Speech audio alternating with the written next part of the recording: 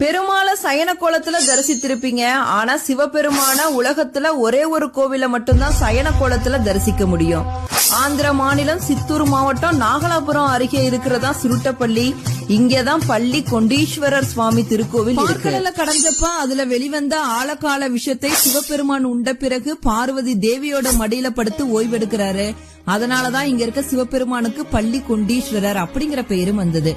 அப்ப சிவபெருமான சுத்தி பிரம்மா, விஷ்ணு, முருகன், முனிவர்கள், தேவர்கள் எல்லாரும் பிரார்த்தனை செய்து இந்த உலகத்தை அனுகிரகம் செய்யணும் அப்படின்னு வேண்டி நிக்கிறாங்க. சிவபெருமான் திரியோதசி திதியில சந்தியா காலத்துல எல்லோருக்கும் அருள் பாலிக்கிறாரு. அந்த காலம்தான் பிரதோஷம் அப்படின்னு பெயர் பெற்றது இந்த ஸ்தலத்தோட பெருமையாகும். இந்த ஒரு கோவில மட்டும்தான் பிரம்மாவாலேயே பார்க்க முடியாத சிவபெருமானுடைய அடி முதல் முடி வரைக்கும் தரிசிக்க முடியும். எல்லா கோவில்களிலேயும் லிங்க வடிவத்துல காட்சி தர சிவபெருமான் இந்த கோவில்ல மட்டும்தான் சயன கோலத்துல பார்வதி தேவியோட காட்சி தராரு.